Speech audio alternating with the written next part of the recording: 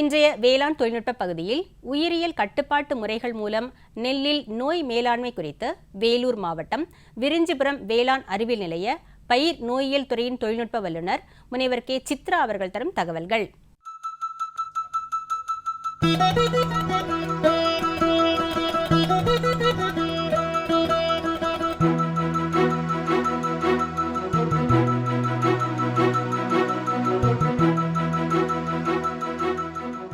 நம்ம ஆதி காலத்திலேருந்தே விவசாயம் செஞ்சு கொண்டுட்டு தான் இருக்கிறோம். அப்படி இருந்தாலும் நம்மளோட என்ன இந்த பூச்சி நோய்கள் தாக்குதல் இருந்துட்டு தான் இருக்குது. அந்த பூச்சி நோய் தாக்குதல்களை நம்ம ஓரளவு கட்டுக்குள்ளே கொண்டு வர்றதுக்கு என்னென்ன தொழில்நுட்பங்கள் நம்ம செய்ய வேணும் அப்படிங்கிறத நம்ம இப்போ பார்க்கலாம். சரிங்களா? இப்போ பார்த்திங்கன்னா நெல் காலந்தொட்டு நம்ம பண்ணிட்டு தான் இருக்கோம். அதில் பார்த்திங்கன்னா குறிப்பாக 3 போகமும் நம்ம நெல் பயிர் பண்ணிகிட்ருக்கோம். இந்த 3 போகத்தில் குறிப்பாக பார்த்திங்கன்னா சம்பா தாளடியில் பார்த்திங்கன்னா அதிகமான நோய் தாக்குதல்கள் இருக்குங்கிறது அனைவருக்குமே ஒரு தெரிஞ்ச விஷயந்தான். இந்த மாதிரி காலகட்டங்களில் நம்ம என்ன மாதிரி தொழில்நுட்பங்கள்லாம் செய்யணும்? நெல்லில் வரக்கூடிய நோய்கள் பொதுவாக என்னென்ன இருக்குதுன்னு பார்த்திங்கன்னா குலை நோய், பிளாஸ்ட் என்று சொல்லக்கூடிய குலை நோய். அடுத்தது மாதிரி செம்புள்ளி, ப்ரௌன் ஸ்பாட்டுன்னு சொல்லுவாங்க. அடுத்ததாக பார்த்திங்கன்னா ஷீத் பிளைட்டு, ஷீத் ராட்டு, இலை உரை கருகள், இலை உரை அழுகல் நோய். ஸோ இந்த மாதிரியான முக்கியமான 4 நோய். அது மட்டும் இல்லாமல் பார்த்திங்கன்னா கரிப்பூட்டை நோயின்னு சொல்லக்கூடிய ஃபால்ஸ் ஸ்மட், லக்ஷ்மி டிசீஸ்ன்னு சொல்லுவாங்க. லக்ஷ்மி டிசீஸ் அந்த 5 இது பொதுவாக நம்ம பார்த்து பழகிய ஒரு காலகட்டங்களில் இருக்கக்கூடிய நோய்கள். இந்த நோய்களுக்கு எந்த மாதிரியான விவரங்கள் இருந்தால், நம்ம தொழில்நுட்பங்கள் இருந்தால் ஓரளவு ஒரு 10% 15% 100% இழப்புகளை நம்மளால் தடுக்க முடியாது. அதே 15% 50 60 70% நம்ம தடுக்கிறதுக்கான வாய்ப்புகள் இருக்குது. இப்போ இதுக்கு உயிரியல் முறையில் நோய் கட்டுப்பாடு. உயிரியல் முறையில் நோய் கட்டுப்பாடுங்கிறதா இன்றைக்கி நவீன முறையில் தொழில்நுட்பத்தை பயன்படுத்தி அதிக லாபத்தை, அதாவது நம்மளோட விவசாயம் எல்லாமே லாப நோக்கத்தோடு தான் செயல்படணும் அப்படிங்கிற ஒரு குறிக்கோளில் மத்திய அரசாங்கம், மாநில அரசாங்கம் இந்த மாதிரி உயிரியல் முறையில் நீங்கள் மேலாண்மை செய்யுங்க. உயிரியல் முறையில் நம்ம நோய் மேலாண்மை செஞ்சோம்னா அதுக்கான பலன், அதுக்கான தொழில்நுட்பத்தை கொடுத்து அந்த வரக்கூடிய வருமானம், வரக்கூடிய மகசூல் அதிகரிக்கிறதுக்கு என்ன வாய்ப்பு, அதை தான் நம்ம இப்போ பார்க்க போகிறோம். சரிங்களா? இப்போ நம்ம எல்லாமே தெரிந்த விஷயங்களை தான் நம்ம சொல்லி அதன் மூலமாக நமக்கு என்ன மாதிரியான லாபகரங்கள் கிடைக்கும், அப்புறமேட்டு நமக்கு எந்த மாதிரி நோய்களை ஓரளவு கட்டுப்படுத்துறது அப்படிங்கிறது தான். இப்போ எல்லாருக்குமே தெரிஞ்ச ஒரு விஷயம் pseudomonas, bacillus, trichoderma viride, azospirillum, phosphobacteria இதெல்லாம் இருக்குது. அது மட்டும் இல்லாமல் பார்த்திங்கன்னா இப்போ ட்ரைகோடர்மா விரிடி அப்படின்னு எடுத்துக்கணும். அதுக்கடுத்து பார்த்திங்கன்னா பேசிலஸ் சப்டிலிஸ். பேசிலஸ் சப்டிலிஸ் அப்படிங்கிறது என்ன அப்படின்னு பார்த்திங்கன்னா ஒரு பாக்டீரியல் எதிர் உயிர் கொல்லி. அதே பார்த்திங்கன்னா ட்ரைகோடர்மா விரிடிங்கிறது பயாலஜிக்கலில் ஃபங்கைனா பூஞ்சான நோய் எதிர் உயிர்கொல்லி.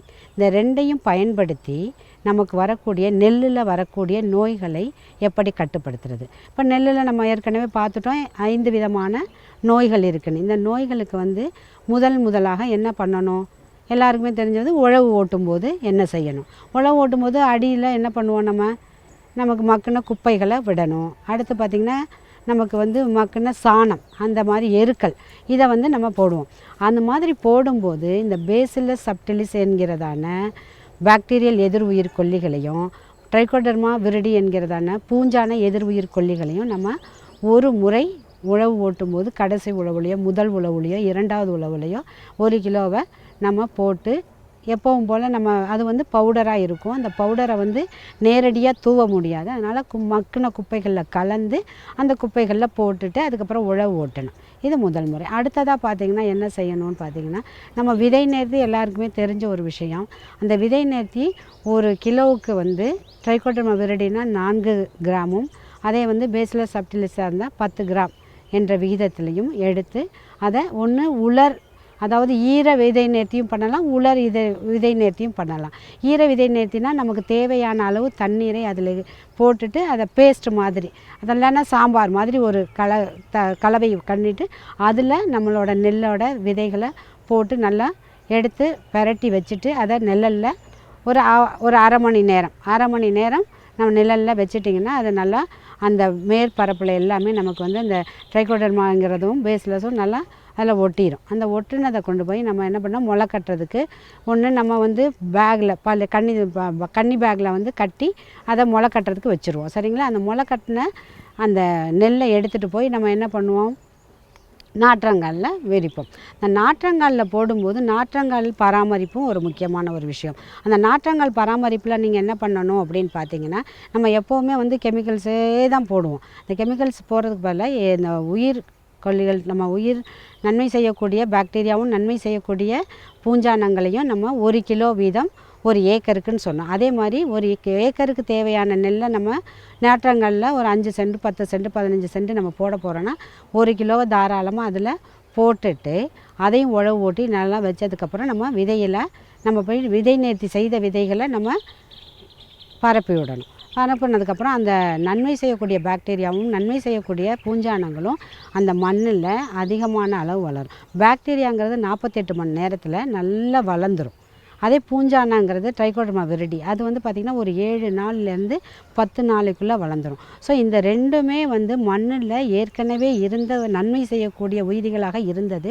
நம்ம காலப்போக்கில் பார்த்திங்கன்னா அதை வந்து ஃபெர்டிலைசர் போட்டு பெஸ்டிசைடு ஃபஞ்சிசைட்ஸ் இது மாதிரி கெமிக்கல்ஸை யூஸ் பண்ணி அந்த முதல்ல வந்து 5 அடி 10 அடிக்கு உள்ள மண் எல்லாமே வந்து அதோட தரமும் குறைந்து அதோட நன்மை செய்யக்கூடிய உயிரினங்களும் அழிஞ்சிருச்சு. இந்த நன்மை செய்யக்கூடிய பூஞ்சானமும் பாக்டீரியாக்களையும் தான் திரும்பி நம்ம மண்ணில் போட்டு அதை வளர வச்சிட்டோம்னா வேர் மூலமாக பரவக்கூடியது, தண்ணி மூலமாக பரவக்கூடியது, இலைகள் மூலமாக பரவக்கூடிய, காற்று மூலமாக பரவக்கூடிய நோய்கள் எல்லாத்துக்குமே ஆதாரமாக நம்ம மண்ணில் போட்டு அந்த பாக்டீரியாக்களையும் பூஞ்சாங்களையும் வளரும்போது நம்மளோட செடிகள் ஆரோக்கியமாக இருக்கும்.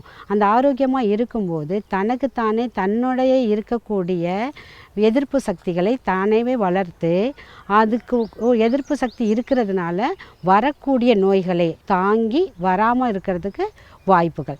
இந்த 3 முறையும் பண்ணினதுக்கப்புறம் 4வதாக பார்த்திங்கன்னா முதல் கைகளை எடுக்கும்போது இந்த சூடோமோனாஸு இல்லைன்னா பேசிலஸ் இல்லை ட்ரைகோடர்மா இதை என்ன பண்ணணும்னா 1 கிலோ வீதம் 1 ஏக்கருக்கு நம்ம வந்து ஒன்று கைத்தெளிப்பான் மூலமாக ஸ்ப்ரே பண்ணலாம். அப்படி இல்லை அப்படின்னா நம்ம முதல் கைகளை எடுத்த உடனே குப்பைகளில் கலந்து, உங்களுக்கு 50 கிலோ குப்பை இருந்தாலும் சரி 10 கிலோ குப்பை இருந்தாலும் சரி, எவ்வளோ குப்பை உங்கள்கிட்ட இருக்கோ அந்த குப்பையில் 1 கிலோ ட்ரைகோடர்மாவை தனியாக கலந்து ஒரு குட்டா வச்சிடணும்.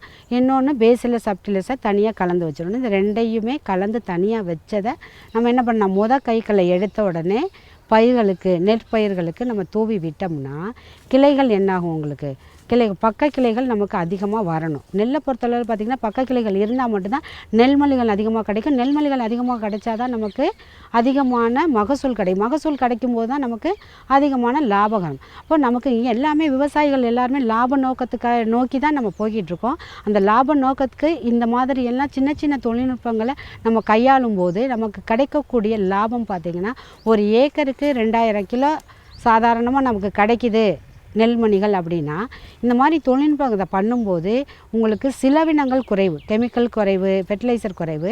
இதுக்கு பயன்படுத்தின பொருளோட மதிப்புன்னு பார்த்திங்கன்னா ஒரு 500 ரூபாயிலேருந்து 600 ரூபா.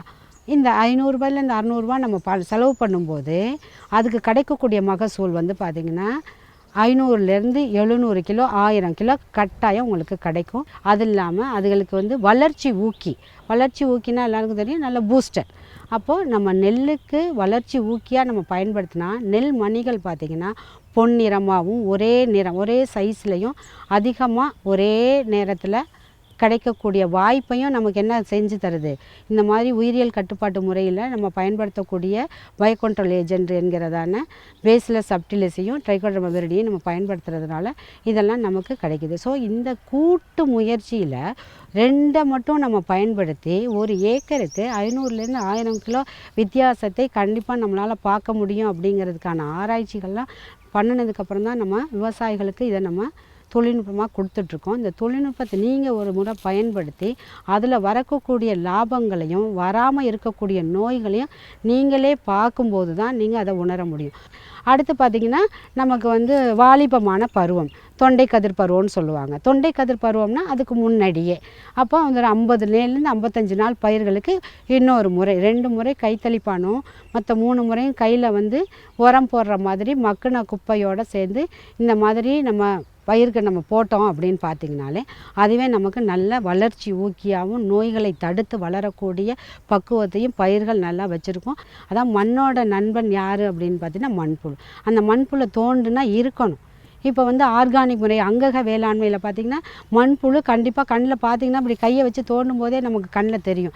அதே மாதிரி தான் அந்த உயிரியல் கட்டுப்பாட்டு முறைகளை நம்ம பயன்படுத்தும் போது மண்ணின் நண்பனான நம்ம மண்புழுவை நம்ம பார்க்க முடியும். மற்றபடி ஃபெர்டிலைசர், கெமிக்கல், பெஸ்டிசைட் இதெல்லாம் பயன்படுத்தும் போது நமக்கு அதை பார்க்க முடியும். ஸோ மண்ணில் நமக்கு இருக்கக்கூடிய நண்பனையே நம்ம இல்லாமல் பண்ணிட்டோம் அப்படின்னா அதில் வரக்கூடிய நோய்களும் பூச்சிகளும் அதிகரிச்சிடும். ஸோ அந்த நண்பன் இருந்துட்டான் அப்படின்னா அதுக்கு என்ன பண்ணும், ப்ரொடெக்ட் பண்ணிக்கும். ப்ரொடெக்ட் பண்ண என்ன, எதிர்ப்பு தன்மையை கொடுத்து வளரக்கூடிய தன்மையை நம்ம செடிகளுக்கு நம்மளே உருவாக்கி கொடுத்துட்டோம்னா அதுவே நமக்கு நல்ல பலனை கொடுக்கும். அது மட்டும் இல்லாமல் பார்த்திங்கன்னா ஒரு ஏக்கருக்கு 1 கிலோ சொன்னோம், 5 முறை நம்ம இது வரைக்கும் சொல்லிட்டோம். அப்போ ஒரு ஏக்கருக்கு பேஸ்லெஸ் ஃபெர்டிலைசர் 5 கிலோவும் 5 முறை, ஒரு ஏக்கருக்கு 1 முறை 1 கிலோ, இப்போ 5 முறை சொல்லியாச்சு. 5 கிலோ 5 முறை, சரிங்களா? அப்போ பேஸ்லெஸ் 5 கிலோ, ட்ரைகோடர்மா 5 கிலோ.